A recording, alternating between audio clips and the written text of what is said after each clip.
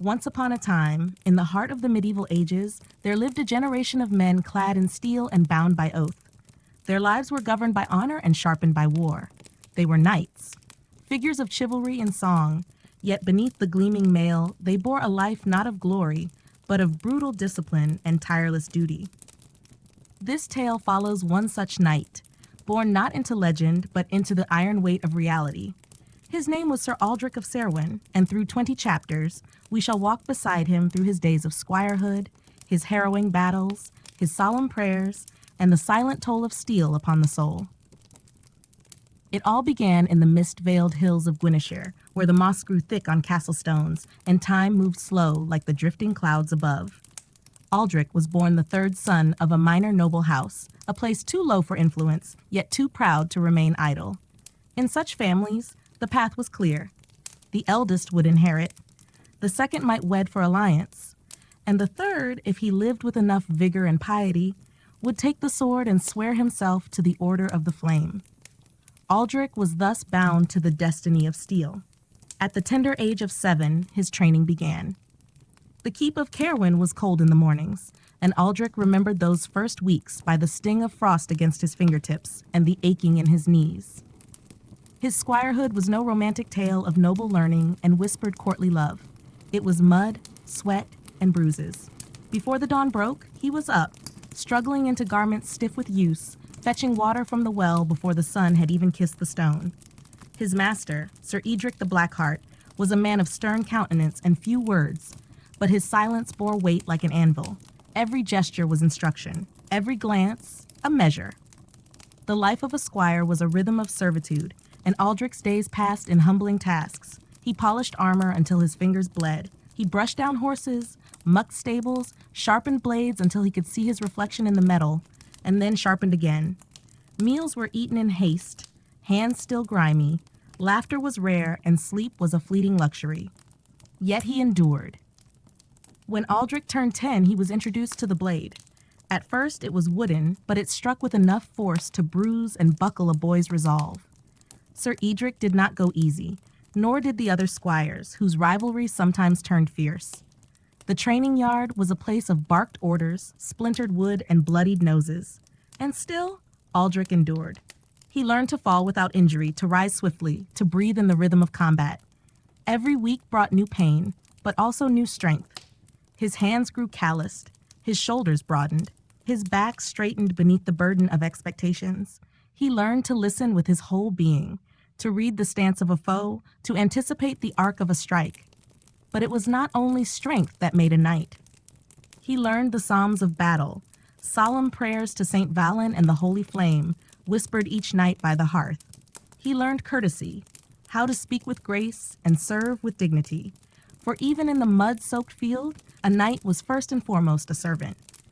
He learned the names of every piece of mail and plate, every seam and joint of armor. For to wear steel was to become steel. At 13, he witnessed his first battle.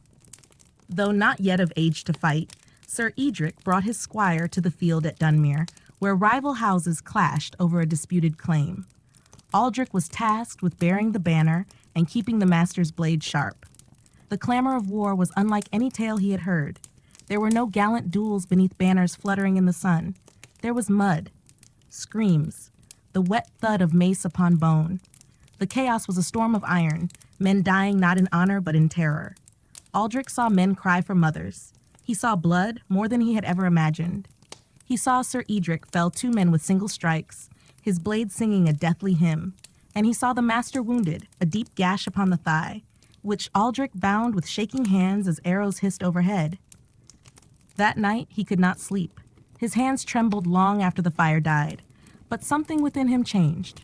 The veil of myth was gone. In its place, a hard resolve. This was no game of heroes. It was sacrifice, survival. When he turned 15, he took the vow. In the hall of the flame, before the ancient brazier that never went out, he knelt in his best tunic, trembling not from fear, but from the sheer weight of it. Sir Aldric laid the blade upon his shoulder, left, then right, and spoke the sacred words. In light you shall serve, in shadow you shall endure, in steel you shall stand. Thus Sir Aldric of Caerwyn was born, not to glory but to burden. For a knight's life was not chosen in comfort, it was endured in fire. And so the tale begins. The year following Aldric's knighthood passed in quiet tension, like the breath held before a storm. The lands of Caerwyn lay nestled near the border of two uneasy duchies, Lorness to the south and the ever-ambitious realm of Caerwyn to the east. Tensions simmered between their lords, and knights along the borders kept horses saddled and swords close. Sir Aldric had known that one day the call would come. Yet when it did, it felt unreal, like a dream murmured at dawn. It was midwinter, and frost clung to the windows of the great hall when the raven arrived. A wax-sealed scroll bearing the crest of the High Margrave of Lorness, the lion rampant, blood red on gold, a call to arms. Sir Aldric read it aloud before the hearth as knights and squires gathered round, cloaks heavy with snow. War was declared. The lords of Caerwyn had seized farmland on the border, slaying 3 men and burning the village of Merival to cinders. There would be no parley this time. The knights of Caerwyn were to ride before week's end. Aldric stood among the gathered, his stomach coiling with a strange brew of fear and fire. He had trained for this, bled for this, dreamed, dreaded, and prepared for this. And now the time had come. The preparations were swift and solemn. Horses were shoed, armor inspected, blades sharpened till they whispered when drawn. Each knight saw to his own arms, and Aldric spent 3 days fitting his mail, adjusting his sword belt, packing provisions. He had learned from Sir Aldric to prepare with patience, for a knight was only as strong as his readiness. On the 4th morning, they rode out, 20 knights, 36 squires, and a column of footmen sworn to Caerwyn. Their banners fluttered in the winter wind, the black flame on crimson a stark signal against the pale sky. Aldric rode beside Sir Aldric, helm strapped to his saddle, cloak drawn close against the chill.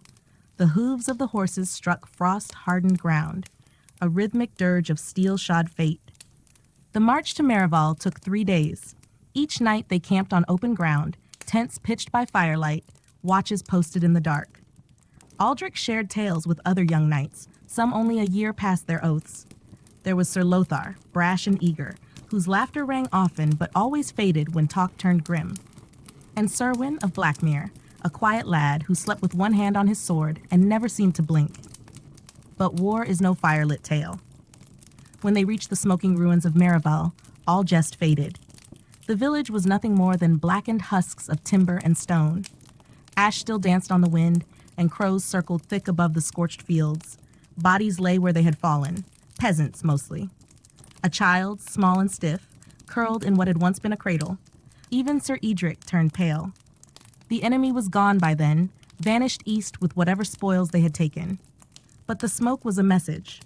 Aldric stood in silence, his breath visible in the cold, and felt the weight of what was to come settle like an iron cloak over his shoulders. They buried the dead with reverence, digging frozen soil with aching arms. Sir Aldric led the prayers, voice rough with sorrow. That night, the knights held vigil. No songs were sung.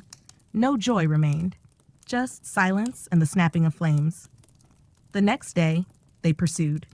The march grew harder. The land sloped upwards into rocky terrain. The roads narrowed, and the threat of ambush hung heavy in the air.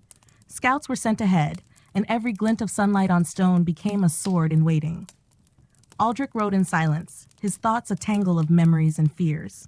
He recalled the faces of the slain, the empty cradle, the ashes. He tightened his grip on the reins. There could be no turning back. It was on the 5th day that they found them. Caerwyn's knights had taken position in a narrow pass known as the Hollow Glen. The Caerwyn scouts returned breathless, bearing news of a force double their number. But retreat was not an option. Honor demanded response. The men of Caerwyn formed ranks and readied for battle. Aldric stood beside Sir Aldric as they fastened their helmets. The older knight placed a gloved hand upon Aldric's shoulder. "Steel holds," he said simply. Aldric nodded, his heart pounding so loud he feared others could hear it. He pulled down the visor of his helm and drew his sword, long, broad, and plain, not a weapon of legend, but of purpose. The trumpet sounded. They rode not as glorious champions, but as men bound by duty. The charge was a blur of sound and fury. The clatter of hooves, the clash of steel, the screams. Aldric saw nothing but shapes in motion, swinging blades, bloodied surcoats, the gleam of spears. He struck once, twice, parried, wheeled.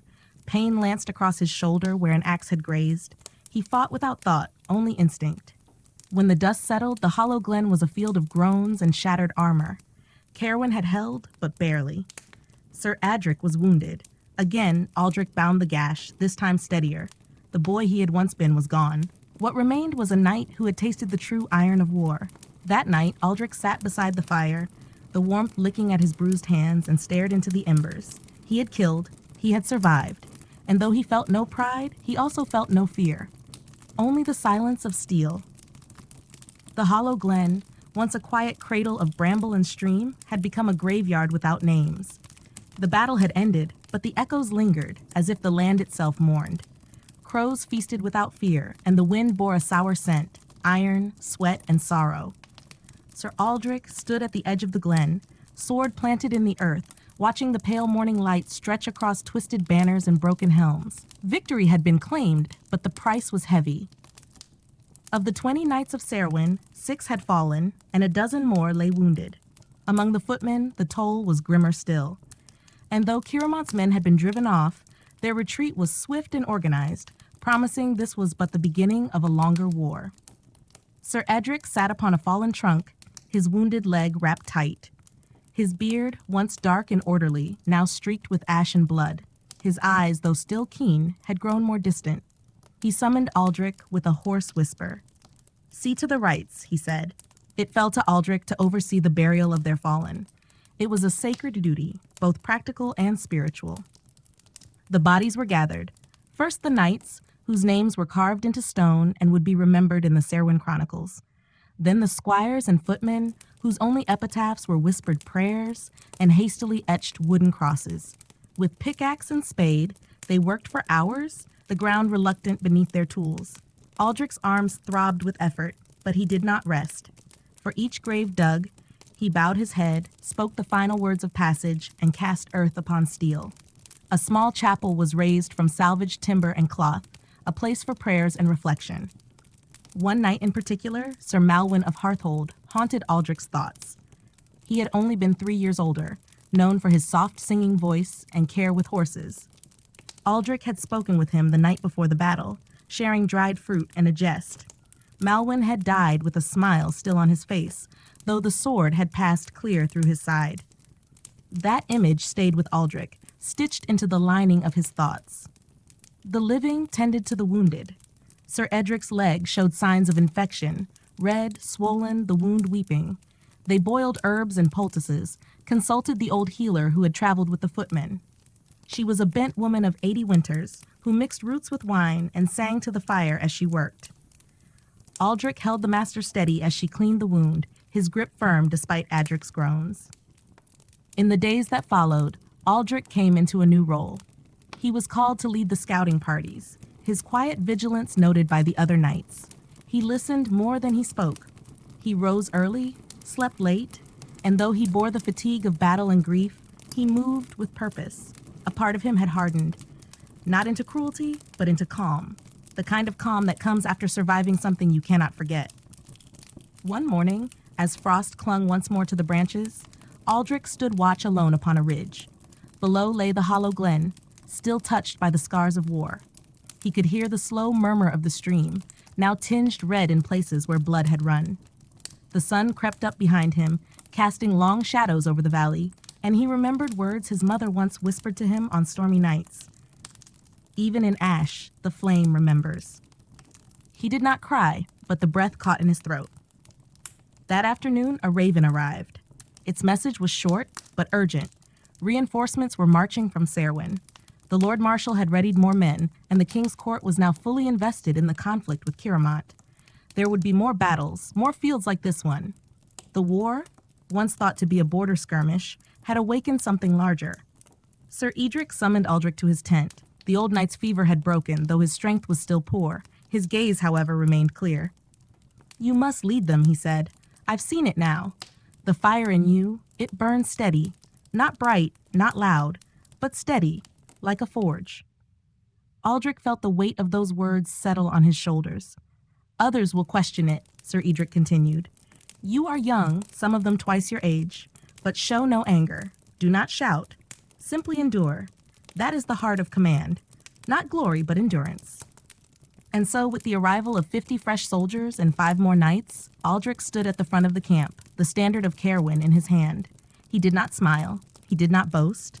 He issued orders clearly, reviewed the maps, planned patrols with care, and they listened. The days passed in rebuilding. The wounded either healed or were carried home. The camp grew stronger.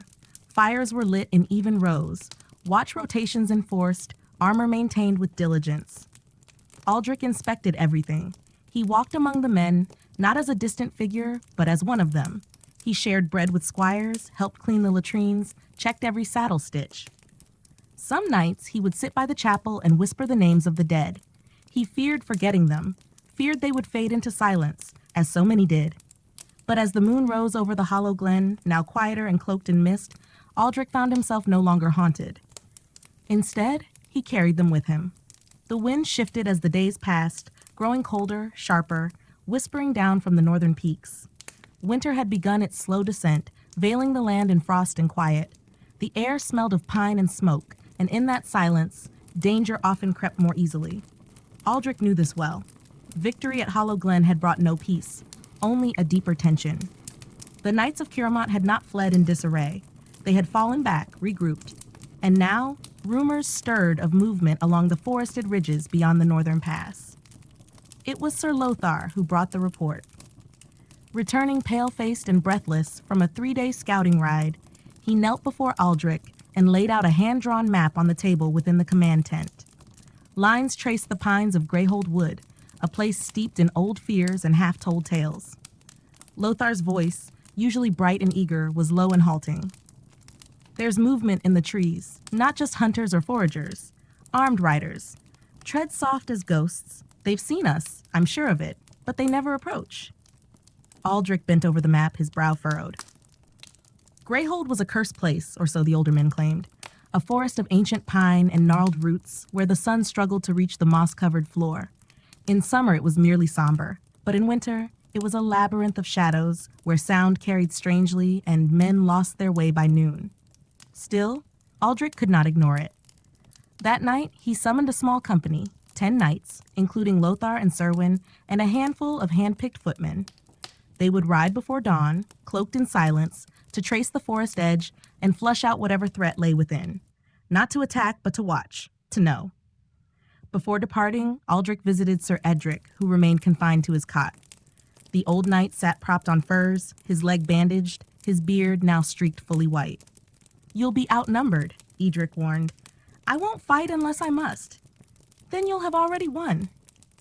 The forest met them with frost-laced branches and a hush so deep it smothered thought.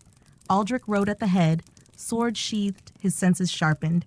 The sun was but a dim glow through thick canopy, and their breaths curled visibly in the air. Hours passed with only the sound of hoofsteps muffled in pine needles. Then, as midday approached, Lothar held up a fist. The column froze. Ahead, the ground was disturbed. Hooves had passed here recently, no more than a day ago, and beside them, half buried in frost, a broken arrow. They dismounted, advancing on foot. The trail grew more erratic, weaving between tree trunks, looping back upon itself. A trap, perhaps. A ruse. Aldric motioned for silence. And then it happened. A single whistle, sharp, almost like a bird's cry. From the left, arrows. 3 of them. One struck a tree mere inches from Aldric's head. Another hit a footman in the thigh. Shouts rang out. Shields were raised. Aldric shouted for cover, and they pressed against the natural barriers of stone and wood. Then the riders came. 6 of them, cloaked in gray and brown, their armor dulled to blend with bark. They did not charge, but circled, probing, loosing arrows from afar. Guerrilla fighters. Forest Knights of Caerwyn. Their tactics were not meant for open battle, but for slow attrition. Fear by silence, Aldric chose no heroics. Instead, he ordered withdrawal, carefully, slowly. Shields in front, archers behind. No sprint, no panic. They moved like a single creature, and the forest watched. The riders did not pursue far, just far enough to remind them that Greyhold was no longer theirs to walk freely.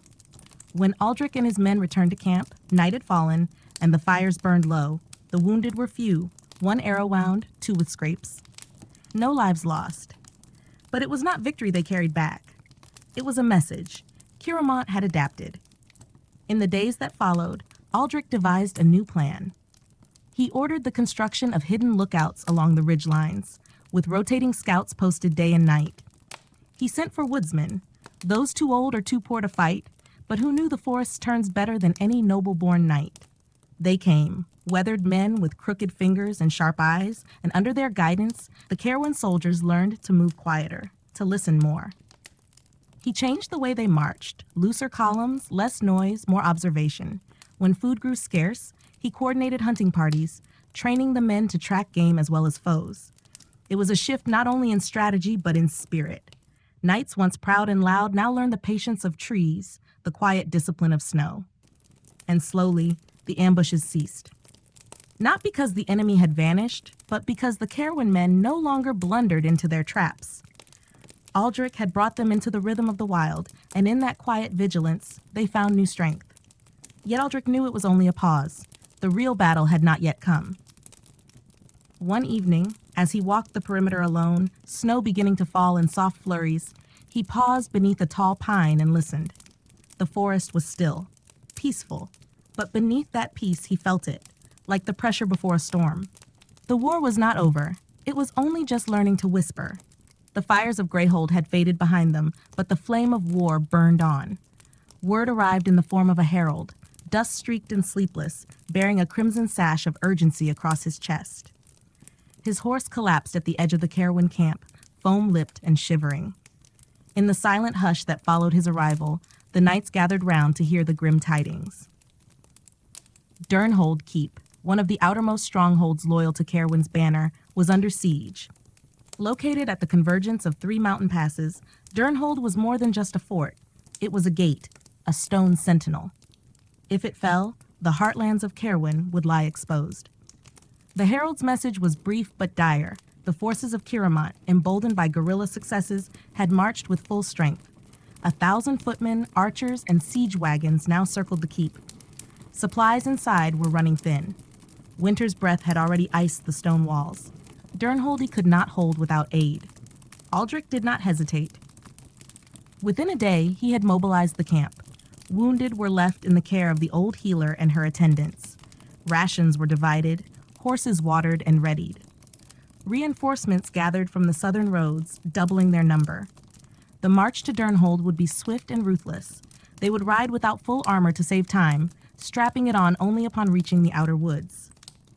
Sir Aldric, though still frail, beckoned Aldric before the departure. "You'll be outnumbered," he said, echoing his earlier warning. "I know," Aldric replied. Edric's eyes narrowed, amused. "And yet, you don't flinch." Aldric bowed. "There's no time left for flinching." The road to Durnhold twisted through hills and barren thickets, snow swirling in bitter gusts. The men marched in tight formation, taking shifts on horseback to preserve their strength. Aldric moved among them constantly, checking gear, reassuring the younger knights, reviewing signals. He was not loud. He was not stern. But his presence held the column steady like a rudder in a storm. After 4 days of cold march, the towers of Durnhold rose before them like weary giants. Smoke curled from the ramparts. The sound of distant siege engines echoed in the valley. The enemy was encamped in a half-moon formation, their tents bristling like thorns upon the snow. Torches flickered. Shields glinted. The banners of Caerwyn, a silver boar on sable, waved in grim defiance. Aldric led the scouting himself that evening, crawling through thickets with his lieutenants. They mapped the enemy positions, counted the number of siege ladders, noted the rhythm of the sentries' walk. The walls of Durnhold, though intact, bore signs of damage, cracks, scorched patches, a gate weakened by repeated battering. But most telling of all were the lanterns. Dozens of them, strung high between pikes and poles around the enemy camp, their oil-fed light burning with unnatural brightness. Aldric understood at once. It was a message. We are not hiding. The lanterns were placed not for light but for terror, for spectacle, a show of dominance. But it was also a weakness. He returned to camp beneath a moonless sky and called his commanders to council. They would strike not at dawn as tradition dictated, but before the hour of wolf, the blackest time of night, when even the boldest men wavered in their hearts. They would use the lanterns against them. The plan was simple, brutal, and swift. The next night, as the final watch was called in the enemy camp, Aldric's men began to move. Silent as snowfall, They crept into the valley's shadow. The archers took their positions upon the cliffs. Then came the signal, a lone hawk's cry, echoing unnaturally through the chill. Flaming arrows ignited the lanterns. In a breath, what was once intimidation became chaos. The lanterns burst, spilling oil and fire, catching tents and dry hay. The night erupted into color and noise. Before the enemy could regroup, Aldric led the charge, knights on horseback crashing into the disoriented outer line, swords flashing in firelight. They did not aim to destroy the army, only to break the siege line. Aldric's strategy focused on speed. Strike the catapults, burn the supply wagons, sever the chain of command. He rode at the front, shield raised, voice calm as he gave orders even amidst the roar of war. He saw Cerwyn fall with an arrow to the side, Lothar cleave a man from his saddle, a footman set fire to the largest siege tower with a torch clutched in trembling hands. The night bled together in motion and cries. By morning, the valley lay littered with the remnants of tents, burnt timber, and fallen men. The siege was broken. The Caerwyn army, caught off guard and unable to hold position in the blaze, had retreated into the surrounding hills. Durnhold's gates creaked open, revealing hollow-eyed defenders, gaunt with hunger but alive. Inside, Aldric was met Lady Melira, the Castellan's daughter, who had taken command when her father succumbed to fever. Her armor was dented, her hands wrapped in bloodied cloth, but her voice was steady. "You came in time," she said. "By hours, perhaps." Aldric nodded, weary beyond words. Durnhold would need weeks to repair, and winter showed no mercy, but it had held. And more importantly, Caerwyn's forces had struck a blow that would echo. As the men rested, Aldric climbed the highest tower and watched the valley below, smoke rising like fingers into the cold air, the distant trails of Caerwyn's retreat. He did not cheer. He did not raise his blade. He only stood in silence, the wind pulling gently at his cloak. For in war there were no endings, only pauses between storms. The snows deepened in the weeks that followed the siege of Durnhold. The days shortened into sullen gray hours, and the nights stretched long beneath the brittle stars. While the fires of battle dimmed for a time, the embers of conflict still glowed beneath the frost. Supplies ran thin. Horses grew lean. Men wrapped themselves in every scrap of wool and fur they could find. And yet the war did not sleep, only shifted its weight, waiting for a thaw. Sir Aldric, though victorious at Durnhold, knew this well. He remained at the keep, aiding in its repair, organizing patrols and rationing food. But the eyes of Caerwyn turned now toward Ironvale Ford, a narrow crossing at the edge of the lowlands, where the rivers never froze entirely, even in winter's heart. It was a vital artery, and rumor spoke of Caerwyn's forces massing beyond it. One bitter morning, a messenger arrived under a truce flag, a simple white cloth marked with soot. He bore a scroll sealed in dark wax and written in a steady, unfamiliar hand. The message was clear. A parley was to be held at Ironvale Ford. Both sides would send knights, unarmed save for ceremonial blades. The meeting was to discuss terms of winter truce and prisoner exchange. It was not peace, not even a promise of it, but it was a pause, a chance to breathe. Sir Aldric was chosen to attend. He departed Durnhold with 5 others. Sir Lothar, now more measured since the ambush in Greyhold.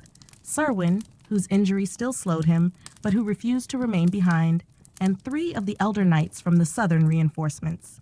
They rode light, cloaked in gray, with no banners raised. The snow fell gently as they traveled, and the world seemed hushed, as if nature herself held her breath. The ford lay in a shallow valley, its waters thin and black beneath a glaze of broken ice.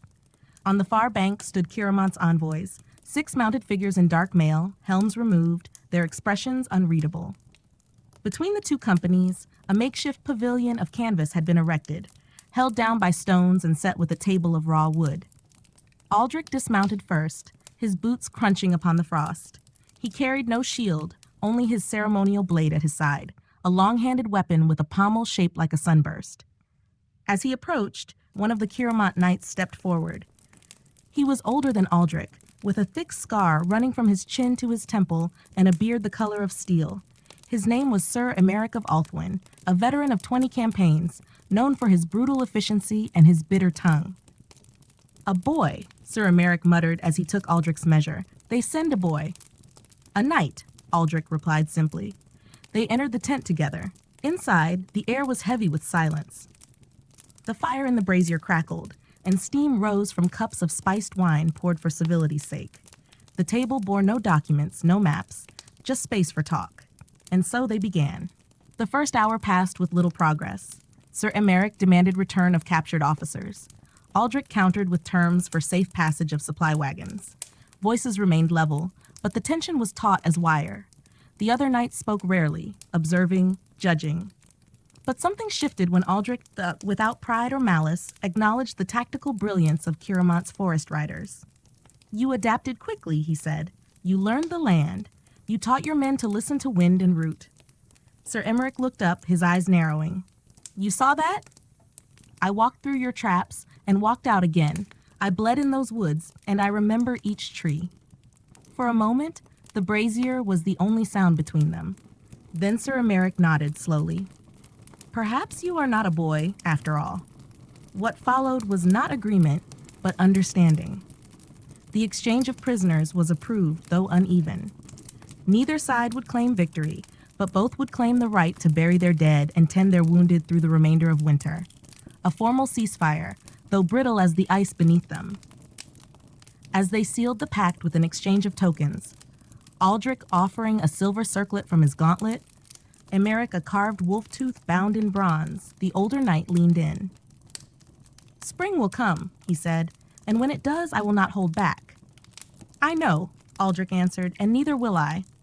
They parted beneath a pale sun, the snow whispering beneath their steps. The ride back to Durnhold was somber, not for fear or loss, but for the strange quiet that followed diplomacy. The men around Aldric were thoughtful. Even Lothar, ever restless, said little. Back at the keep, the news of the winter truce was met with weary nods. There were no cheers, just relief. In the weeks that followed, Aldric oversaw the return of captured Caerwyn soldiers, many limping, most hollow-eyed but alive. He watched as families reunited, as wounds were stitched not just in flesh but in the hearts of the men. And each night he would walk the walls, staring eastward, where the forest rose like a dark wave, knowing that beyond it, Sir Emeric waited with equal resolve. He spent more time in the chapel now, not in prayer, but in thought, in quiet. He traced his fingers along the names carved into the stone, the fallen of Hollow Glen, the defenders of Durnholdy, names that would outlive their pain, names he had promised to remember. And one night, beneath the stained glass glow of a waning moon, he whispered to the silence, "Let spring come. I am ready." Winter did not depart gently. It lingered into spring, with ice-toothed mornings and sleet that stung like barbed wire. Yet with each lengthening day, the world around Durnholdy stirred anew. Snow softened into mud, rivers gurgled with fresh thaw, trees shed their brittle white coats, and budded green at the edges of the woodlands. The breath of war, held briefly in truce, exhaled once more. The first sign came with smoke on the horizon. Aldric was in the north orchard outside the keep walls, inspecting the new batch of recruits, boys barely 15, drawn from villages recently spared thanks to the winter pact, when a lookout cried from the eastern watchtower. All heads turned as a dark plume unfurled skyward from beyond the hills. It did not drift like hearth smoke. It rose in columns, thick and urgent. The scouts returned by dusk. Their faces were pale. "Elmer Abbey," one of them gasped. Under siege, surrounded by Caerwyn men, they broke the truce. Elmer Abbey was sacred ground, more than a place of worship. It was a sanctuary and beacon of healing. Located upon the marsh-fringed edge of Caerwyn's borderlands, it housed no army, only monks, apothecaries, and relics dating back to the founding of the realm. It was not meant to fall within the grasp of war, and yet it had. That night, Aldric convened a war council. The truce, fragile and unsigned, had been shattered by fire. There could be no delay. Though Durnhold was not yet fully restored, and many of its knights still healed, they would ride at dawn. 50 knights, 200 footmen, and 3 carts of healing supplies were readied by the morning sun. Aldric led them not with banners raised, but with solemn pace. This was no battle of conquest. It was a rescue. The march to Elmer took 2 days.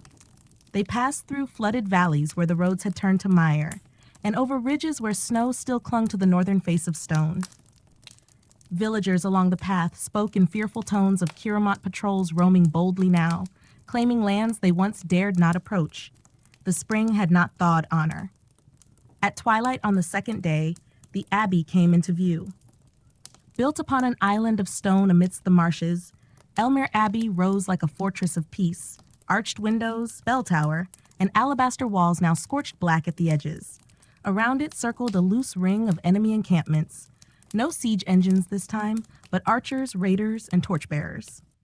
Aldric and his commanders studied the scene from the safety of a tree-covered ridge. It was not a fortified siege. It was intimidation. Terror tactics. They had set fires around the outer gardens, destroyed the storehouses, and were blocking all means of escape. The monks were trapped within. "We must move at first light," Aldric said, "and we must move with purpose." That night, they rested in silence. Many of the younger soldiers whispered prayers. Elmere was not just stone and scripture. It was the heart of their land's spirit. To see it threatened was to feel the soul of Caerwyn shaken. Dawn broke with a red hue across the marsh. Mist curled like fingers along the waters, and the knights of Caerwyn rode in silence. Aldric split his forces. Half would strike from the south, drawing attention toward the causeway. The others, led by Aldric himself, would use the narrow causeways of the marsh, paths known only to locals and mapmakers, to circle behind the enemy. The attack began with the blare of horns. Sir Lothar led the southern charge, his horse thundering across the cobbled bridge, drawing volleys of arrows and shouts of alarm. The Caerwyn raiders scrambled into formation, abandoning their fires for blades. That was when Aldric struck from the north. His knights emerged from the reeds like shadows turned real, mud-streaked, silent, swift. They hit the rear of the enemy camp with brutal force. Aldric led the charge, striking down a pike-bearer before the man could turn. His sword flashed in the morning light, a streak of iron in the mist. Chaos erupted. Caerwyn's troops, caught between two fires, faltered. The monks of Elmere, emboldened by the sudden hope, rang the great bell. Its toll echoed through the marshland like a hymn of defiance. Within the hour, the battle was over. Most of Caerwyn's force was routed, some captured, others slain, the rest fleeing across the marsh with nothing but smoke at their backs. The abbey's doors creaked open, and the monks emerged, robes singed, eyes wide but unbroken. They bowed to Aldric, offering bread and balm and humble thanks. He declined food and praise. Instead, he walked the charred grounds, inspecting the damage. The scriptorium had survived. The apothecary tower was scorched but still standing. Most of the relics had been moved to the crypt in time. Elmere was hurt, but not fallen. Aldric remained for 3 days, overseeing repairs, reinforcing the causeway with wooden palisades. He stationed 20 men to guard the abbey until further protection could arrive from Caerwyn proper. In those quiet hours, he walked the gardens with the abbess, an old woman named Merwyn, whose hands trembled with age but whose voice held strength. "You fight like a knight," she said softly, "but you carry yourself like a penitent." Aldric smiled faintly. "Both wear armor." Merwyn offered him a simple ring, silver and unadorned. "For remembrance," she said, "of what must be protected." He wore it beneath his gauntlet. On the morning of the 4th day, Aldric and his retinue departed Elmere Abbey. As they crossed the final rise, the bell tolled once more, not in warning, but in gratitude. And in the stillness that followed, Aldric whispered to the wind, "One flame remains." Spring advanced, but peace retreated. Though the fires at Elmere Abbey had been extinguished, they had left behind the smoke of deeper treachery. Aldric returned to Durnhold to find its halls no longer silent, but bristling with rumors. Letters arrived from the court at Caerwyn's capital, sealed in haste, ink smudged with urgency. There had been movements at Willowmore Bridge. The bridge, built in the time of Aldric's grandfather, stretched across the wide Blackmere River. A strategic crossing, its old stone arches weathered by time and war. It marked the last defensible point before the plains of Westfold, and with it the path to the grain-rich south. For generations, the bridge had stood guarded by the knights of House Elmbrook, sworn to Caerwyn by ancient oaths. Their banners, a white falcon on a field of green, were known for honor and constancy. Until now, reports whispered of banners lowered, patrols ceased, and stranger still, Caerwyn riders passing the bridge unchallenged. If true, it meant betrayal. A noble house had broken faith, and in doing so, risked opening Caerwyn's underbelly to invasion. Aldric wasted no time. With a company of 40, he rode south by moonlight, their torches doused, traveling under the canopy of budding oaks and stars. They reached the outlying farms near Willowmore in 3 days. There, the signs grew clearer. Villagers spoke in hushed tones, unwilling to name names, but revealing the truth in their silence. No knight of Elmbrook had been seen for a fortnight. Aldric dispatched scouts ahead. When they returned, they bore troubling news. The bridge stood unguarded. No gatehouse crew, no sentries upon the stone watchtowers. And most damning of all, the green and white banners were gone. In their place fluttered the sigil of Caerwyn's house draven, a red hound's head, its jaws open wide. Aldric called a halt in the glade west of the river and gathered his captains. "We face no siege," he said, "no storming of walls, but something far worse, deceit." Sir Lothar spat into the leaves. "Elmbrook traitors? Or dead," muttered Serwyn. Aldric's expression did not change. "We ride at dusk, quietly, 2 groups. If there are knights alive within, we free them. If not, we retake the bridge." And so the plan unfurled. As evening shadows lengthened, Aldric led the first group toward the western tower, creeping along the riverbank through tall grasses. His men moved with grim focus, blades drawn, shields slung across their backs. The only sound was the call of marsh birds and the rustle of wind in reeds. The tower doors were ajar. Inside, they found the first proof of treachery, a guard post abandoned, its hearth cold, cup still on the table. One of the soldiers kicked aside a blanket to reveal the unmistakable sign of Caerwyn coin, thick silver marks stamped with the hound's head. Further in, they found the bodies. 3 knights of Elmbrook, stripped of armor, their hands bound, throats cut clean. One was little more than a boy. Another wore a ring Aldric recognized. He had trained once at Caerwyn's court alongside him. The second group, under Serwyn, breached the east side at the same hour. They met resistance. Caerwyn mercenaries, not soldiers, but brutal enough. The clash was swift and brutal. Blades in the dark, muffled cries. The scent of blood on stone. Aldric heard the noise from across the bridge and charged forward, crossing beneath the arch as moonlight glanced off his helm. He found Serwyn wounded but alive, kneeling over a felled swordsman, his blade red to the hilt. "It's done," Serwyn grunted. "The tower is ours." By the hour before dawn, the bridge had been reclaimed. The banners of Caerwyn were torn down. Those mercenaries who survived were bound and blindfolded to be sent north for questioning. Aldric walked the length of the bridge slowly, his boots echoing on stone, stopping at the center where a gallows had been hastily constructed. 3 nooses still hung from the crossbeam, swaying in the early breeze. He studied them in silence. The treachery of House Elmbrook was confirmed. Their lord, it was said, had debts beyond repair, gambling, grain speculation, a bitter rivalry with the royal tax court. When Caerwyn came with silver and promises, he bent the knee and paid the price when his own knights rebelled and justice would come. But not here, not now. Aldric gave the order to dismantle the gallows. "We will not match dishonor with vengeance," he said. He took the ring from the fallen knight's hand and placed it in a pouch near his heart. It would be returned to Serwyn with truth and testimony. No lies, no hero's death crafted for comfort, only the truth, ugly, cold, but necessary. They buried the fallen that afternoon on a hill west of the river, where the willows bowed in the wind. Aldric led the prayer, though his voice faltered. He spoke not of vengeance, but of memory, not of betrayal, but of endurance. That night, the fires of Caerwyn men once again burned on both sides of Willowmore Bridge. The crossing was safe, but the wound left behind would fester. Aldric stood alone at the highest parapet before dawn, staring eastward where the clouds gathered low and dark. The wind carried the scent of rain and something colder. The war had changed. In the aftermath of betrayal at Willowmore Bridge, the realm of Caerwyn trembled not from the clash of blades, but from the quiet shiver of broken trust.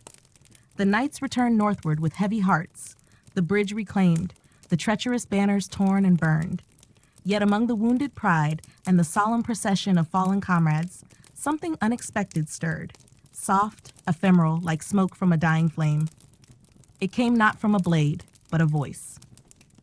The bard arrived 2 days later, riding a weather-worn mare with no saddle and singing softly to the dusk.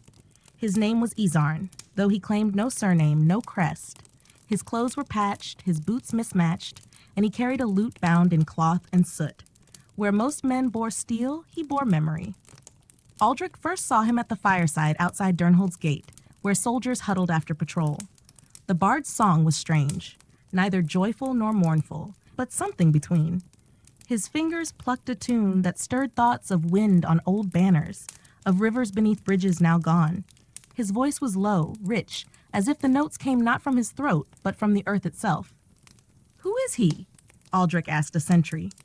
"Calls himself a collector of truth," the guard replied. "Claims he walks where the ash still clings and listens." Though cautious of strangers, Aldric permitted the bard entry to the inner courtyard. There, Izarn made no grand declarations. He simply sat on the stone steps and sang. Every night, without fail, soldiers gathered without command, some bringing wine, others bread. Even the hardest among them softened at his melodies. But it was not only his music. He told stories of places fallen and rebuilt, of knights who died with honor and those who lived with shame.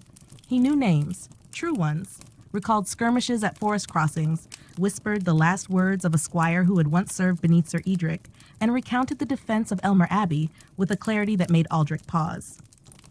"How do you know so much?" Aldric asked one evening. Izarn looked up, the firelight dancing in his weary eyes. "Because the wind speaks, and I listen. I go where others fall silent." He told tales of both Caerwyn and Caerwyn, never choosing sides, only truths. He spoke of a mother who fed both armies, one after the other, and a knight of Caerwyn who refused to burn a village and was hanged by his own captain. He spoke of silence in the fields after battle, and the birds who returned to sing upon helmets forgotten in grass. At first, Aldric was wary, but slowly he understood. Izarn was not merely a bard. He was memory, a keeper of the fragile balance between victory and what it costs. Where history would later harden into page and proclamation, the bard's songs remained fluid, honest, alive. And so Aldric invited him into council. The knight scoffed at first. What need had men of war for a minstrel's council? But Izarn listened, deeply. When talk turned to morale, to the wariness in the men's eyes, to the rust forming not on blades but in their spirits, he offered no speeches, only a suggestion. "Let them speak," he said, "not just to their captains, to one another. Give them space. A night without drill, a night to remember why they still breathe." Aldric agreed. 3 nights later, in the hall of Durnhold, they held a gathering. No feast, no pageantry, just bread, broth, and silence broken by stories. Not of tactics nor of glory, but of first wounds, of brothers lost, of what a knight dreamt before the armor. Sir Lothar, ever the boisterous one, told a tale of his first battle, how he vomited in his helm before the charge, then nearly tripped over a fallen standard. The room laughed, not cruelly, but gratefully. Serwyn, ever quiet, recounted how he still dreamt of his squire humming to himself as he cleaned armor, weeks before he died. There were tears and no one hid them. Aldric watched it unfold, not as a commander, but as a man among men. That night, Izarn sang again. He sang of a knight who stood alone in snow, waiting not for war, but for a letter that never came. Of a child who collected arrowheads from fallen fields, naming each one. Of a bridge once broken and a hand that mended stone with patience, not mortar. And when he finished, no one clapped. No one spoke. They only sat together in the hush. In the days that followed, Izarn remained. He traveled with the patrols, eating little, speaking less unless prompted. But always he listened. And wherever he went, men followed. Not to hear tales of triumph, but to feel seen in their weariness. His presence stitched something invisible between the soldiers. A thread of shared sorrow, a quiet pact of remembrance. Aldric, in turn, began to keep a journal. Not of campaigns or orders, but of names. Of the way the light had struck the snow at Elmere. Of a squire who always hummed when nervous. Of the ring he still wore from Merowyn. The war pressed on, always forward. But now its weight was better borne. One evening, as Aldric walked the battlements beside Izarn, he asked a question that had lingered since the bard's arrival. "Do you ever lie in your songs?" Izarn did not answer at once. "I shape the truth," he said at last, "but never to deceive, only to carry it further." Aldric nodded. Then Izarn reached into his cloak and handed him a folded scrap of parchment, a song written not yet sung. "For when the final flame fades," he said, and walked into the dark. Aldric did not read it then. He tucked it inside his cloak, beside the silver ring. He would read it when the war ended, if it ever did. The warmth of spring crept slowly into the bones of the land. Softly, gently, it unfurled, like a breath long held in the belly of winter, now sighing its release across frost-bitten fields. Branches, once brittle with ice, dared to bloom.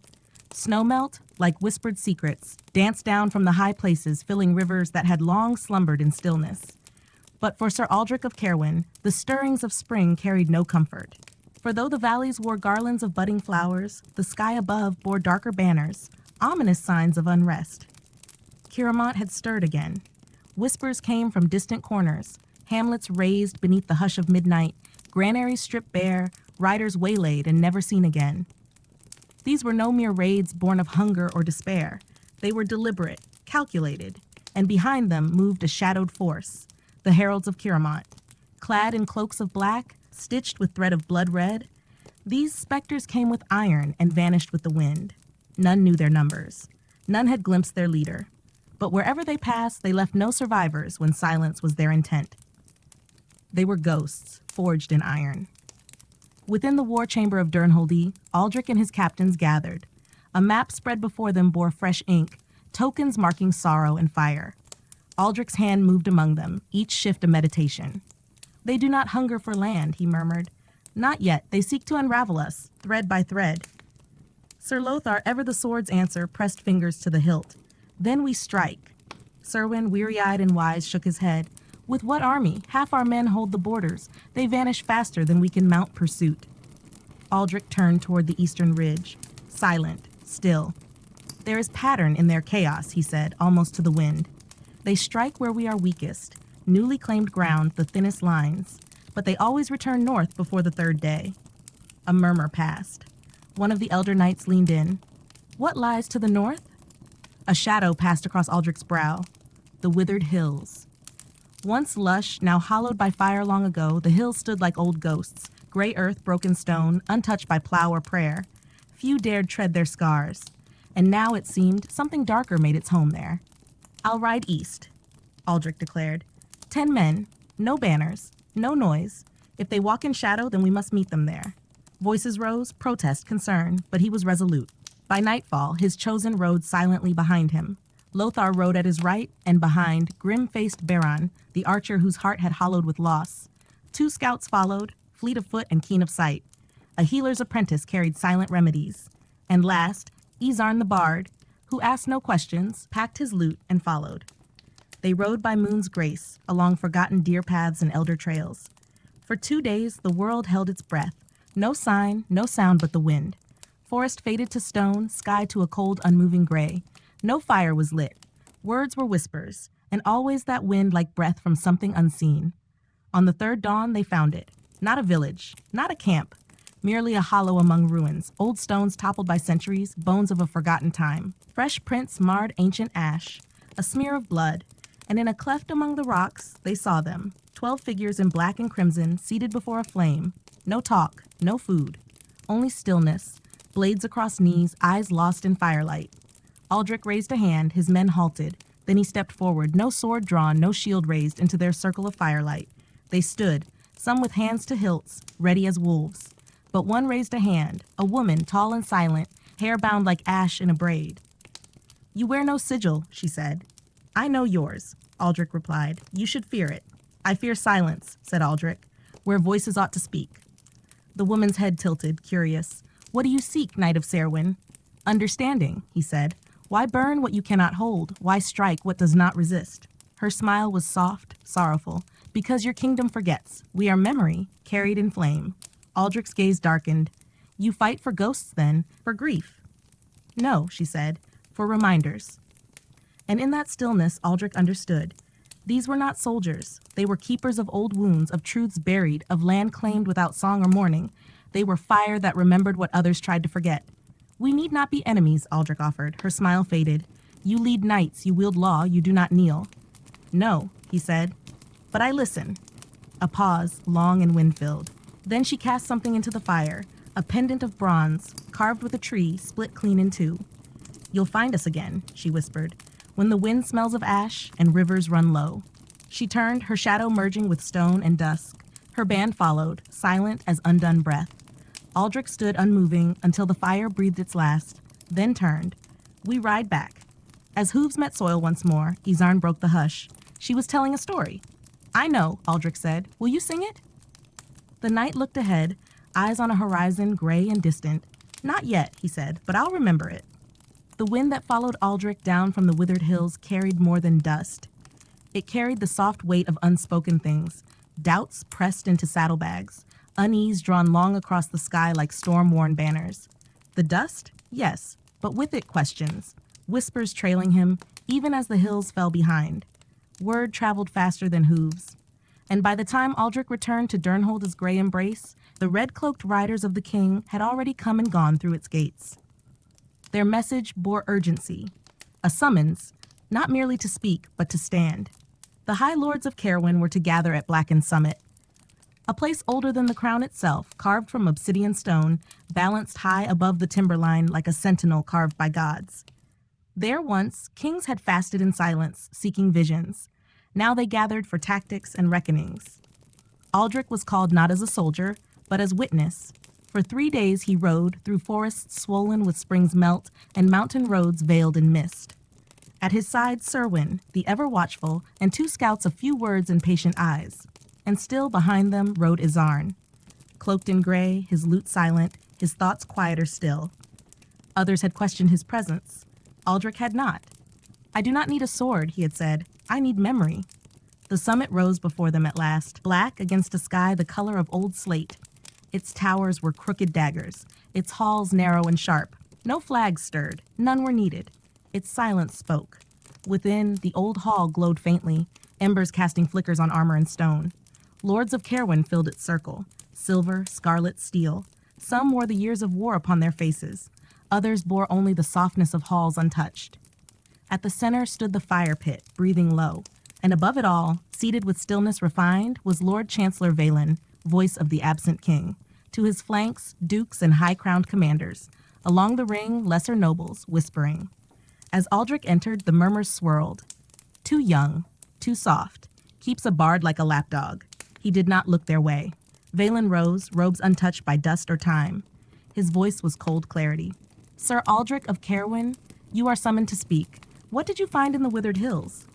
Aldric stood straight, no bow, no stammer.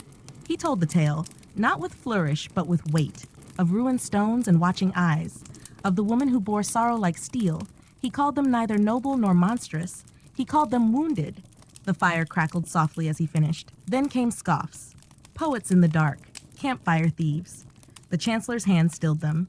And your judgment, Sir Aldric? Rebels or something worse? He met their eyes, calm. They are memory made bitter, a blade honed upon what we've forgotten. Laughter followed, sharp and brittle as if it feared something deeper. Spoken like a bard, someone muttered. Aldric turned.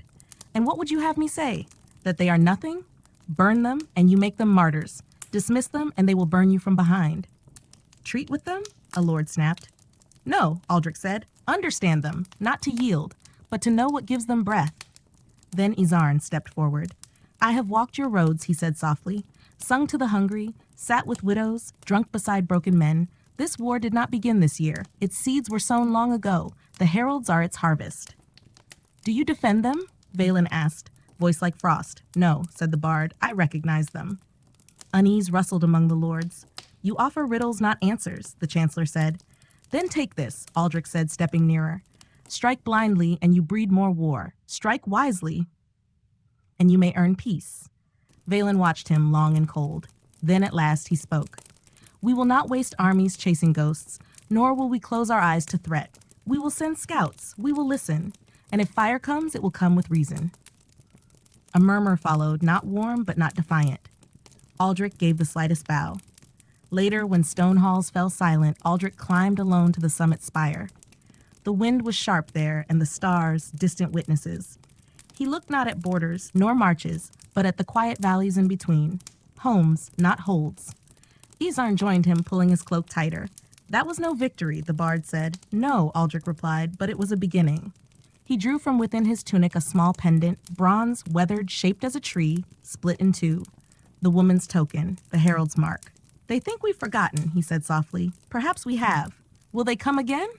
Without doubt. And us? We'll be ready. Wow, not only with blades, but with memory. Above them, stars shimmered faintly. Below, blackened summit held its breath. And deep within stone halls, once cold and still, a new fire stirred. The decision at blackened summit had rippled outward like a stone dropped into a still pond. A quiet motion, and yet one that reached every still corner of the kingdom. Scouts slipped through woods and snowfields. Old bonds were tested in letters penned by trembling hands, and questions whispered where once only silence lay. Caerwyn was stirring, not in pride but in reckoning. And still, Caerwyn moved, no longer with shadows, now with steel bared.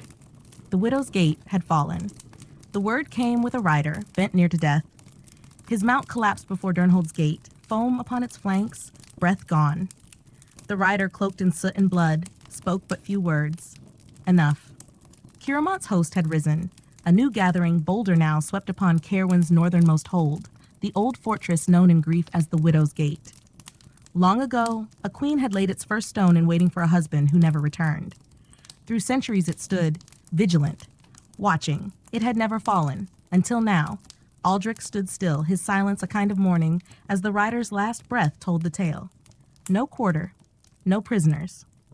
The halls of Durnhold moved with haste, armor clattered, orders flew. A strike force was born, knights, archers, the quiet hands of healers.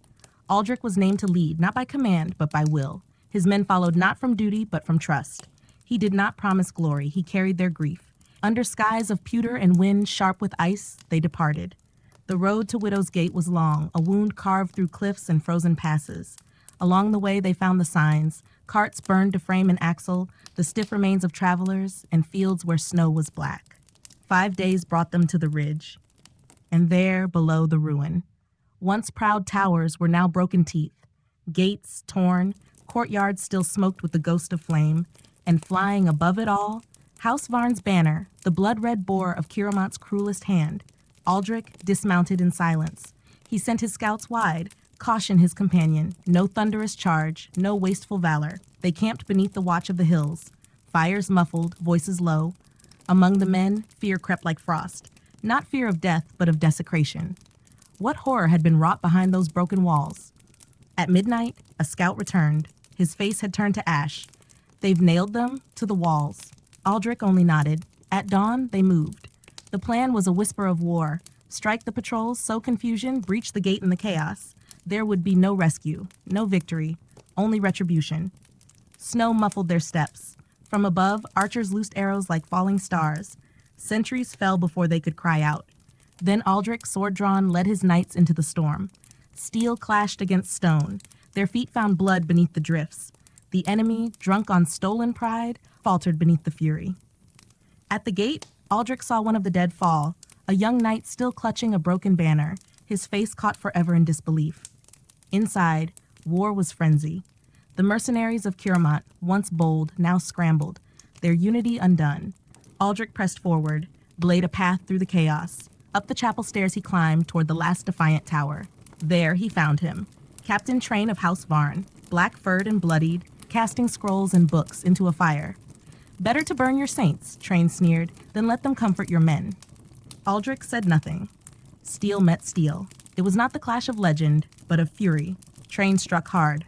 Aldric answered with control, slipping aside, cutting deep. The floor beneath them slick with ice and ash. In the end, Aldric's blade found the hollow of the captain's side. Deep, final. Train fell, eyes wide with rage. You'll remember this, he hissed. I remember all of them, Aldric answered. The chapel was sealed. The keep, what remained of it, raised. Not a monument, a memory. With reverence, they removed the dead from the walls. Cloaks wrapped broken bodies. Sleds bore them home. Aldric himself recited the prayers. And when he found Sir Brenner among the fallen, an old companion whose laughter once lit the halls, his voice faltered, just once. At the cliff's edge, Aldric placed a stone. No name. Only a symbol carved into its face. A gate, half open. A mark not of surrender, but of remembrance. The march back was silent. No songs, no boasts, only breath and snow. That night, beneath their canvas shelters, Azarn held his lute, but played no tune. He simply sat beside Aldric. They will call this a victory, he whispered. Aldric stared into the fire. Then let them, he said, but we will not forget what we saw. And above, where cliffs reached into the sky, the snow began to fall once more. Not to hide, but to remember. The ruins of the Widow's Gate were left behind, but their weight lingered. It clung to the hearts of those who had seen it, an echo in the silence, a heaviness in each step. Though their hands now held reins instead of blades, the memory of nailed knights and blackened stone rode with them, unshakable. In Caerwyn's heartland, the tale traveled faster than the turning wind, each retelling adding ash to the fire. Faith in the unbreakable had cracked. And amid grief, a cry rose, not for understanding this time, but for retribution. But Aldric knew vengeance to be a treacherous road, one lined with illusions. Within weeks, the shape of war twisted again. Caerwyn had pushed deeper, striking into Andel Hollow, a quiet sweep of land nestled in soft ridges and river forks, a land of orchards and grain. Humble lives, forgotten by crown, overlooked by ambition, yet now trampled by war. At first, only granaries were taken, then roads, then fires came. When Aldric arrived, Andel Hollow was little more than embers. They rode through the bones of Brackenfold, once a town of laughter and barter, now silent. Its timbers blackened, its trees hung with horror. The river moved sluggishly, choked with ash and splintered wood. No banners claimed this ruin. Caerwyn did not seek to conquer. They sought to punish. It was not conquest, it was message. Aldric rode with teeth clenched, each mile a litany of grief. His scouts returned with bitter truths. The old mill house, once the heart of the hollow, now stood as a fortress. Caerwyn's camp surrounded it. Watchfires, palisades, and prisoners, civilians, used not for labor, but for leverage. That night, beneath stars swept by wind, Aldric held council. Around him were faces worn by war. Sir Lothar, drawn and grim, Serwyn, who limped yet refused to rest, archers and squires whose sleep had grown short and fitful. They were no longer soldiers. They were memory keepers. They want fury, Aldric said. We'll give them patience. Through an old riverbed they would go, narrow, forgotten, dry, a path of shadow behind the enemy line. 30 would make the strike, Aldric among them, not for glory, for witness. When night fell, so too did the moon. The stars blinked behind wind-blown clouds. The riverbed was cold and slick beneath their boots. Step by step they moved, silent blades in waiting. They reached the mill as the watchfires burned highest. And then it began. Knives spoke first, then arrows. The outer guard fell, no cries raised. Aldric led the charge, the palisade breached like a rotten hull. Within, confusion bloomed. He drove through the door of the millhouse, steel ringing in the narrow dark. Below they found them, dozens huddled, tied, eyes wide with fear. Aldric sent squires to free them. Above, the last stand waited. Atop the stairs stood the enemy's young captain, no older than 20, blade red, eyes older still. He stood behind wreckage turned barricade. His voice was bitter. You're too late. To save them? Aldric asked. To save yourselves. And steel sang once more. The duel was not graceful. It was desperation. The boy fought hard, but not wisely. Aldric parried, countered, disarmed. The youth dropped to his knees. Aldric's sword did not fall. I should, he said, but you won't. The boy whispered. No, Aldric said. There are enough graves in this hollow. He turned, left him to the guards. By morning, the people emerged, blinking, trembling, but alive. Behind them, the soldiers of Caerwyn dug graves, for the villagers, for the enemy, for the silence. Aldric knelt beside the first pit, hands raw, not from war, but from remembrance. At dusk, Izarn appeared, no song upon his lips, only a stone, and a line carved upon it. Here the earth remembers. Aldric read the words, then walked alone to the riverbank. There, where dust moved in the breeze and light touched ruin, he swore not vengeance, not triumph, but memory. Let them be counted, he said. Let them be known. And far beyond Andel Hollow, across the hills and the hollowed roads, the wind carried his vow like a promise waiting to be kept. The silence of Andel Hollow did not last. Though Aldric and his men had wrested breath from shadow, freed the innocent, and buried the guilty beneath cold soil, peace remained elusive. The land itself seemed to shiver against stillness, refusing to let quiet settle. Within a fortnight, a raven came, its black-feathered wings beating as though the sky itself carried warning. Sealed in black wax, the message bore the sigil of House Thornhelm. Thornwatch Keep was under siege, old, enduring, chiseled from the bones of the northern cliffs. The keep had long stood as a final bastion, its narrow halls and jagged stones a warning to any who dared cross Caerwyn's frost-bound border. Through 5 generations of war it had endured. But now it trembled. Caerwyn had come in full, 500 footmen, a host of cavalry, siege towers dragged by black oxen whose breath misted in the air like smoke from a forge. And among them, men not of these lands, mercenaries with curved blades, paid not with honor but with coin. This was not a raid, it was declaration. Aldric rode north with haste, bringing what strength Durnholdy could spare. 200 souls, some scarred by battle, others too new to have yet learned the weight of armor. The road met them with chill winds and mud. Each mile deeper brought darker skies, as though the world drew breath before the storm. When they reached the ridge, Thornwatch burned. Below them, the keep stood surrounded. Siege towers loomed, half-raised but hungry. Arrows rained in rhythm. Battering rams creaked forward under wet hides, and still from within the keep signal fire flickered, faint but unyielding. That night, cloaked in mist, Aldric sent scouts into the cliffs. They returned with grave news. The walls cracked, arrows nearly spent, no more tar, no more stone, and worst of all, food dwindling fast. Within those stone halls, Lady Aravel Thornhelm held fast. 60 winters behind her, and still her eyes burned with the fire of command. She met Aldric not with tears, but with steel. "I feared we were forgotten," she said. "Never," he answered. At her table, a map, crudely drawn but sharp with meaning. If the enemy's flank could be broken at dawn, she believed they might live to see another dusk. Aldric studied the ridges, treacherous, but possible. We move before the sun.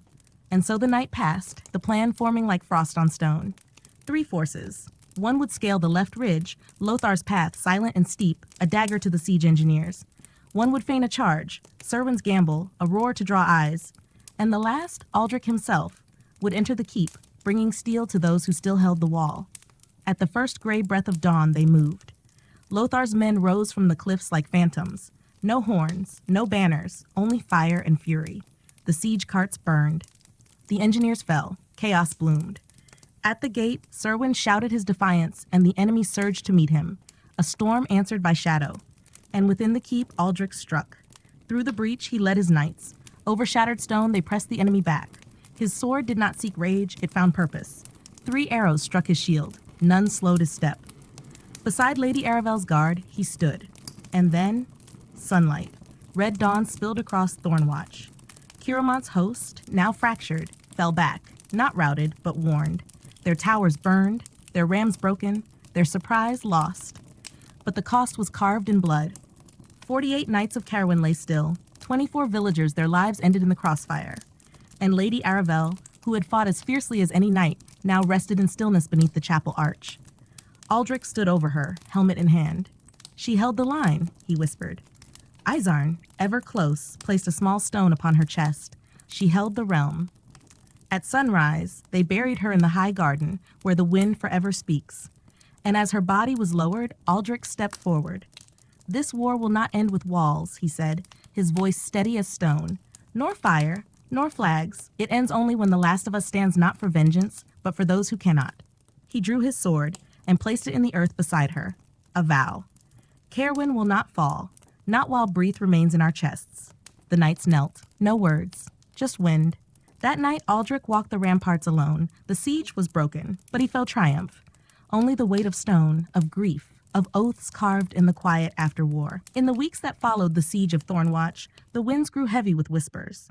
Though the walls had held, and the foe once more withdrew into the vales of Caerwyn's mountains, the land did not sigh in peace.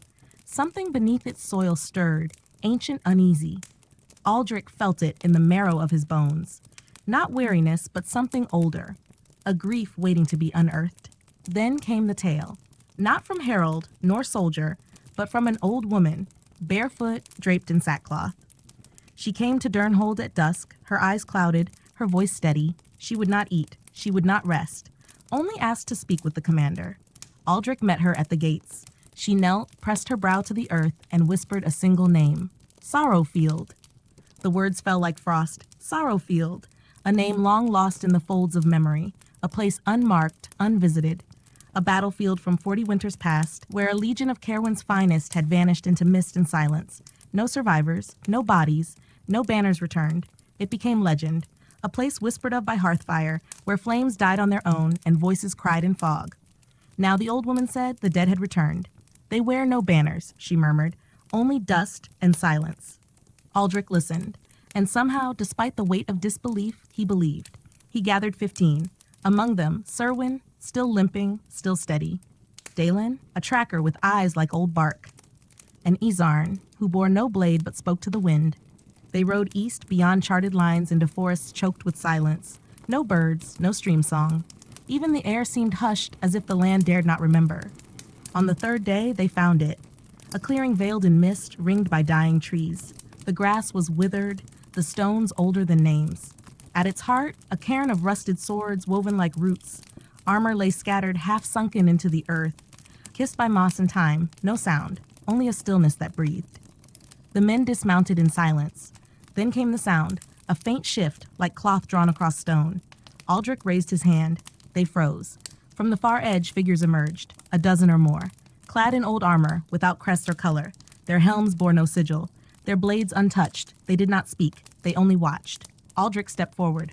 "Who are you?" he asked. No answer. "This is Caerwyn land," he said. "By right and oath."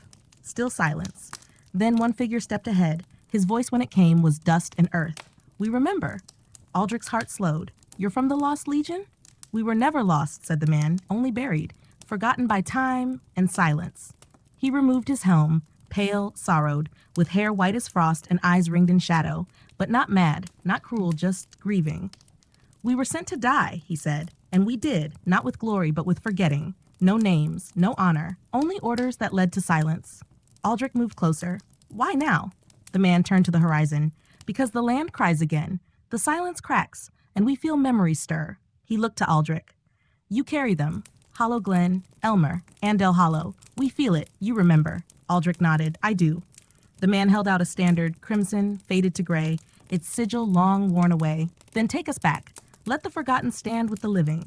Aldric reached forward. His hand closed upon the cloth. "I swear it." That night, they camped together.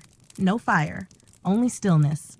The dead sharpened swords long untouched. They did not eat, they did not sleep, but they watched and waited. When dawn came, the mist lifted, and the forgotten stood beside the living. When they returned to Durnholdy, eyes widened, mouths whispered, but none dared question. The banner Aldric bore did not flutter, it lingered. And those who walked behind him, the wind bent around them. Izarn composed no song. "Some stories," he said, "are not meant to be sung, only remembered." Aldric placed the old banner in the chapel. No words, only reverence. Then he turned to his men. Steel breaks, flesh fails, but memory holds. And so the unnamed, the unburied stood once more, guardians not of a kingdom, but of remembrance. The old banner of the forgotten legion now hung beside the chapel of names, where stone bore not just legacy, but the weight of what had been endured. Aldric had returned from Sorrowfield, not only with memory, but with men who had been memory themselves. They marched now as a silent oath against oblivion. Yet the world did not pause. The war pressed onward, relentless, like a fire that would not smolder, no matter how many lives were heaped upon its embers. Blackvale burned. A quiet province once tucked in the gentle shadow of Mount Corthin, Blackvale had known peace. Vineyards curled through its hills. Its wealth came in parchment, not iron. It raised poets, not soldiers. It had no garrisons, no walls. And so Kiramont came. At twilight, they ringed the town with fire and fury. Mercenaries, war dogs. What they could not steal, they destroyed. What they could not burn, they desecrated. And the crown sent nothing. The king, wrapped in velvet and distance, called it a regrettable loss. To Aldric, the silence was betrayal. Blackvale was Caerwyn. To let it fall unavenged was to shatter not border, but soul. So he moved, without decree, without herald, with 300 at his back, knights and archers, trackers and scouts, and the nameless dead who had once lain in Sorrowfield. Their banner was not gilded. It bore no lion. It bore a broken tree, dark upon crimson. The realm does not stand by decree, Aldric told them. It stands because we choose not to let it fall. The journey was harsh. Rain for 3 days, mud that clung like guilt. The highland paths were treacherous, and lightning cracked open the dark like war's drumbeat. A man was thrown down by thunder, shaken but still breathing. Still they rode on. At last, from the ridge, they saw Blackvale. Smoke rose, not as plume, but as shroud. Houses, once shaped by patient hands, lay in collapse. The vineyards, proud and ordered, were now black scars on the land. And at the center, a palisade, built from the bones of what was meant to nourish. Within, laughter in foreign tongues, the scent of wine on stolen breath. There was no glory here, only ruin. Aldric summoned his captains. "We strike at dusk," he said, not in anger, in oath. He placed his scouts in the valleys. Archers upon the northern rise, the footmen would come last, descending not as shadows, but as reckoning. Dusk came. The sun fell like blood across the hills. And then Caerwyn rose. Fire led them, not from the enemy, but from their own bows. Arrows kissed with oil lit the outer palisade. The stolen wood crackled, smoke surged, panic took root, and then steel answered. Three-pronged, the assault fell. Aldric led the center, his sword a whisper of judgment in the chaos. Around him, the silent legion moved, those who had died once, now fighting not for conquest but memory. No cries, no songs, only silence, owned. The mercenaries fought back, but loyalty cannot be bought, and coin does not shield against purpose. In the central square, Aldric met their captain, tall, armor etched with distant runes, eyes full of cruelty. Their blades sang in the dark, strike for strike, flame at their feet. Aldric did not falter. The final blow shattered the mercenary's sword. Aldric drove steel into his chest. When the square was quiet, he turned to his men. "Take no spoils," he said. "Take only silence," and they obeyed. By midnight, the town was theirs, but there was no joy, no cheers, no triumph. The town was empty. Its people, those not fled, were gone. Only ash, only bones. Aldric walked alone through streets made of sorrow. A child's doll lay in the dirt. A book flapped its scorched leaves in the wind. In the broken chapel, Izarn waited. He did not sing. "This place was never meant for blood," he whispered. "No place is," Aldric replied. "Will you tell the king?" Aldric stared at the broken altar. "No. Let him wonder. Let him hear of this not from scrolls, but from the mouths of those who remember." Outside, he called his men. "We do not rebuild," he said. "We do not repopulate." "Why?" asked a young knight. "Because this place is proof that the crown turned away, and we did not." No banner rose over Black Vale. Only a single stone carved with quiet fury. Where the crown turned its face, the sword did not. They returned to Durnhold. The court did not summon. No letters came. But in village after village, doors opened. Bread was left upon stones. Lanterns lit paths unasked. And the truth, soft as snow, traveled faster than decree. The crown ruled the realm, but it was knights who saved it. The fires of Black Vale had barely faded. When the next summons came, not from court nor crown, but from the sacred marrow of Caerwyn itself. A lone rider, cloaked in white, rode through storm and shadow. His horse foamed at the flanks, eyes wide, his own face pale, bruised, lips cracked. At Durnholda's gate he fell and whispered a single word, Eredwin, a name that had not been spoken in urgency for generations. The High Temple of Eredwin, nestled atop a forested ridge beyond the lakelands. Its spires reached skyward like pale thorns, untouched by sword or siege for 200 years. Its walls were guarded by no fortress, only faith. And within, treasures older than Caerwyn itself. Relics, bones, oaths, the Heartstone, the Covenant of Kings. But now it was under siege. But now Aldric read the sealed letter, marked by the trembling hand of Grand Prior Elthas. It told of an enemy cloaked in silence and storm, not coming to conquer, but to desecrate. If we fall, it read, let no man forget what was lost. There was no hesitation. Aldric summoned 80 veterans, the silent ones from Sorrowfield, and Izarn, who now bore witness more than song. They rode without banner, without fanfare, only purpose. As they neared Eredwin, the forest changed, birdsong ceased, the trees pressed close, their limbs murmuring in winds too cold for spring. And when the temple rose before them, white towers against a bruised sky, it brought awe and dread. Smoke coiled from shattered cloisters. The outer walls had been breached. Temple guard lay where they had died, robes torn, hands frozen to their swords. The great bell tower was fallen, its stones scattered like forgotten prayers. And over the gate, written in blood, a message. No gods, no kings, only reckoning. They found survivors, few, Grand Prior Elthas among them. His robes frayed, his staff broken, but his eyes still held fire. They came not for conquest, he whispered. They came for the Heartstone.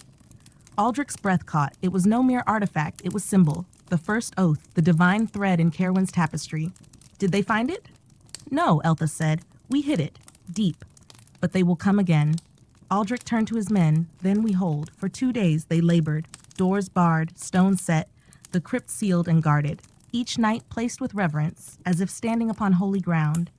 And on the 3rd night they came. Not an army, a hymn. From the woods emerged the red choir, figures in crimson and black, their eyes hidden, their blades curved and cruel. They did not shout. They sang, low and wrong, a song without words. It seeped into stone. The first wave came at midnight, scaling walls like spiders. Aldric met them above the gate, sword flashing, shield splitting. They died without scream. They bled, but sang still. By dawn, 20 of Caerwyn stood no more. They came again, noon, dusk. Always singing, always silent, save for the sound of blades. On the 4th night, they breached the cloister. Aldric stood in the heart of the temple, sword drawn beside Elthas and the last of the guard. The battle spilled through sacred spaces. Icons shattered, the altar cracked. At the spiral stair to the crypt, Aldric made his stand, shield broken, blood in his eyes. He stood alone on ancient stone. Beneath him, the heartstone slept. And then one figure stepped forth, taller than the rest, his helm without eyes. You are not like the others, he said, voice rusted by time. I remember, Aldric answered. Then you know the stone is a myth. No, Aldric said, it is memory, and memory holds. They fought, steel to steel, beneath the temple's bones. Echoes rose like spirits. Aldric, weary, found the final strike. His blade pierced the heart of the helm. And silence fell. When morning came, the red choir was gone. Of Aldric's 80, less than half remained. The heartstone, untouched. They buried the fallen in the garden behind the temple, each grave marked not by name, but by a single flame. Isarn wrote no song. He wept in silence. Aldric sat at the broken altar, his hands stained in red. Was it worth it? Someone asked. He looked up. For them, yes. And as the sun pierced the broken clouds above Eredwin's shattered spires, it did not shine for triumph. It shone for remembrance. The days after the battle for Eredwin passed like breath held too long. Though the red choir had been silenced, its hymn lingered. Not in ears, but in the quiet. In dreams. In the hush between torchlight and step. Aldric remained at the temple longer than he wished, tending to wounds, laying the fallen to rest, ensuring the heartstone was entombed beneath rock and rite. But war does not wait. News arrived, not by horn or herald, but in rumor. Not with sword, but with whisper. House Ironvale, silent. No messages answered. No riders returned. Market still, gates shut. Whisper spoke of Caerwyn men inside the keep, not as prisoners, as guests. Ironvale? The forge of Caerwyn's steel? The house built upon oath and iron? Aldric received no word from the king, only more silence. But Lady Amarell of Westreach sent her warning. Ironvale has not betrayed us, her letter read, but someone within has, and it will cost us all if truth sleeps too long. Aldric answered. He rode with 20, enough for presence, not provocation. The road to Ironvale bore no signs of siege, but the land was uneasy. Trees felled as if in haste, watchfires unguarded, a hush not of peace, but of something held too tightly. At the gate, no horn sounded. The banners flew, but hollow. Aldric stepped alone to the portcullis, removed his helm. By right of oath and memory, he called, I summon the lord of this house. A long silence. Then the gate creaked open. Within, the keep was dim, tapestries gone, walls bare. Servants moved quickly, without sound, fires unlit, music forgotten. Lord Harwick Ironvale received him, broad of build, beard gone silver, but dulled. Sir Aldric, he said slow, I did not expect. We sent riders, Aldric replied. None returned. Trouble on the roads, Harwick murmured. It was not treachery in his eyes. It was fog. Lady Amarell had spoken true. Harwick had not turned. He had been turned. That night, a message reached Aldric's hand. 3 Caerwyn riders entered through the southern tower. A 4th, a woman cloaked in red, was seen whispering with the steward. Relin, a cousin by marriage, keeper of the mines, a man whose loyalty had long grown cold. Aldric did not sleep. He walked the halls by moonlight, counted sentries, measured silence. At dawn, Lord Harwick was found collapsed. Poison, not fatal. Relin called it illness. Aldric said nothing. He summoned the house guard. 30 men stood before him. Half had bled beside him in past campaigns. I ask for no sword, Aldric said. Only truth. One by one they placed their weapons down. That night, Relin fled. He did not reach the gate. Captured in the courtyard, dagger and boot, Caerwyn seal and saddlebag. Aldric brought him before Harwick, who wept. I trusted him like blood, the old lord whispered. Blindness is not betrayal, Aldric said, but silence can be. Relin was sent to Durnhold in chains. The mines reclaimed. The workers rallied beneath new hands. The forge fires rekindled. Before he departed, Aldric stood in Ironvale's chapel. The iron anvil, blackened by time, rested beneath a worn sigil. Knights once swore here. He placed his sword upon it. Not for the crown, he said, but for what the crown should mean. Behind him, Izarn stepped into the quiet. They'll say you crushed a rebellion, the bard whispered. No, Aldric said, I remembered a promise. They rode from Ironvale as the gate shut behind them, not in fear, in resolve. The silence had ended. Caerwyn breathed again. But far beyond the hills, the war stirred still, only deeper now. The war, long scattered across hills, valleys, and haunted keeps, had begun to gather itself, like a storm curling in upon its own heart. Each battle, each betrayal, each smoldering ruin was no longer a separate wound. Together they formed a reckoning, a fire that had slipped beyond the realm's borders, into its blood, its breath, its crown. And now, that fire reached Highmarch, Caerwyn's capital, Highmarch, the city of stone and song, cradled where twin rivers met and crowned by golden towers. Its halls had once echoed with laughter, with verse, with the hum of peaceful things. The royal keep, pale marble veined with time, stood at its center like a dream unmarred by war. Until now. Caerwyn did not come as raiders. They came as storm. Siege towers lacquered in blood red. Trebuchets pulled by oxen with eyes like embers. Men without kings or claim. Only fire. Only vengeance. Only the long, slow boil of wrath unleashed. And within, panic. The court unraveled. Noblemen vanished into the night. Gold packed onto carts. The king, old and silent, gave no orders. The city guard, brave but scattered, prepared for the impossible. At Durnhold, a raven came. It bore no words. Only a soot-stained ribbon, crimson, frayed. Aldric stood beneath a sky fading to ash, the banner of Sorrow Field at his side. He spoke once. We ride. 400 answered, not in silk, not in ceremony, but in steel worn thin. Blades nicked, cloaks mended by hand, eyes that had seen too much and chose still to see more. Among them, Lady Aravel's last riders, the remaining guard of Erdwin, and the ghosts of Sorrowfield. Izarn rode at the rear, silent as prayer. The road was no path. It was ruin. Refugees lined the edges, mothers and children, elders with shaking hands. Aldric halted the march, ordered food and blankets passed. This, he said, is Caerwyn, not the stones. Not the banners, them. At the ridge, they saw Highmarch. The outer walls trembled under siege. Flames kissed the lower markets. Arrows cut the air like sorrow. The south gate, once strong, now cracked, long neglected. The enemy surged. Aldric did not charge. He moved north, through forest and shadow, to a forgotten gate. The postern. Under moonlight, scouts climbed. The chain was cut. The gate opened. They entered not with horns, but with resolve. The city, broken. Blood in the streets. Windows shattered. Statues cracked. And still, the royal banner flew, torn but defiant. Aldric split his force, half to the south gate, half to the inner ring. He led the charge through Temple Square, past saints carved in stone. There, they met Caerwyn's finest, crimson mail, eyes like knives. They fought like storms. Aldric, blade flashing, moved like memory made flesh. Cerwyn fell, shield broken, protecting a child. Lothar stood at the west fountain, bloodied, unbent, until the last man broke. At the gate, the tide turned.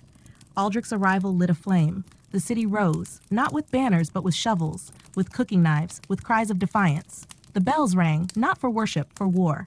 By dawn, the breach was sealed, but peace had not come. The royal keep stood untouched. Within, the king, silent. Aldric entered. Soot on his cloak, blood on his hands. The monarch stirred, his voice brittle. You are not of the court. No, Aldric answered. I am of the realm. He knelt, not in fealty, but in truth. The war is not done, but the city stands. The king said nothing. Later, Aldric stood in the great hall. Nobles, soldiers, blacksmiths, children, all listening. You waited for orders, he said, and none came. You waited for heroes, and none arrived. He lifted his sword. The realm needs no crown of gold. It needs those who remember what the crown must mean. That night, the fires dimmed. Children slept with bread in their hands. The stars shone, not because peace had returned, but because Caerwyn had remembered how to stand. The fires that had once devoured Caerwyn's crown had cooled to ash. The siege was ended. The enemy scattered. And from the ruins of Highmarch, the people emerged, not to cheer, but to work. With broom and bucket, hammer and cloth, they began again. quietly, determinedly. The realm had bled, but it had not broken. Sir Aldric of Caerwyn did not rest. Each day, he walked the wounded city, from the south gate's fractured arch to the hollowed chapel where the temple guard had fallen. He spoke little, wrote even less, but he was there, always there, sitting beside wounded soldiers, sharing bread with hungry children, kneeling at fires built by hands that had lost everything. He asked their names. He remembered them all. The king remained in his silence, enthroned yet absent. So the people formed a council, not of titles but of deeds. Healers, blacksmiths, defenders of gates, tenders of the lost. And at its head they placed Aldric, not by law, by trust. The weeks that followed passed with the hush of reverence. Towers braced, bells recast. The ash swept, though smoke still lingered, gentle, a ghost of what had been. And then, Aldric began his final work. He gathered the forgotten words of the fallen, scraps, dust-worn names, letters never posted. He brought them to the vault of the great library, and there, with Azarn at his side, carved memory into stone. Not for honor, for truth. Each night, he returned to the high balcony of the keep, looked out upon rooftops, rivers, and walls. He knew peace would not last, but memory could, and if remembered, it could be defended. On the 50th night, Aldric fell ill, a fever. Sarn, the healers came. He turned them away. Let the realm save its salves for the young, he said. He asked for 3 things: that the council continue without him, that the banners of the fallen be mended, not replaced, and that no tomb be built in his name. Only a vigil. As the fever deepened, the city dimmed its lights. The bells were stilled. No one spoke above a whisper. Children held candles. Soldiers came off post and stood in silence. Beside his bed, Izarn sat, lute in hand, until he sang, not aloud but in breath, a psalm none knew. One written for Aldric, a tale of worn boots, dull blades, and names whispered into wind. A song not of heroes, but of endurance. On the 7th night, Aldric opened his eyes. Is it dawn yet? He asked. Soon, Izarn replied. Aldric smiled. Then I have kept watch long enough. And closed his eyes. He passed with no trumpet, no crown, only silence, and the city stood with him. In the days that followed, the vigil remained, a great fire lit at the heart of Temple Square. Not to burn, but to warm. People came, laid stones, each etched with memory. No monument raised, no statue, just a circle of names. The war was over, but its echo would return. And when it did, when hooves thundered and banners rose in threat, Caerwyn would remember. The knight with no crest, only dust upon his cloak, and the will to stand. Izarn vanished after. Some said he walked north, singing to broken chapels. Others that he left his lute by Aldric's vigil and climbed into the mountains alone. But his songs remained, sung by harvest fires, in taverns. By children who'd never seen war, but knew it through the melody of memory. And in every verse a refrain. When steel has shattered and crowns have cracked, when fire fades and roads turn black, a name remains beneath the flame, not carved in stone but born in name. Years passed. Travelers spoke of a path near High March, lined with cairns, at its end a tree, twisted, weathered, alive. Beneath it a stone, no carving, only a sword, worn smooth with time. Its grip burnished by the touch of many, beside it a pendant, iron, etched with a broken flame. And there the last vigil stood, for the knight who asked not to be remembered, but remembered all.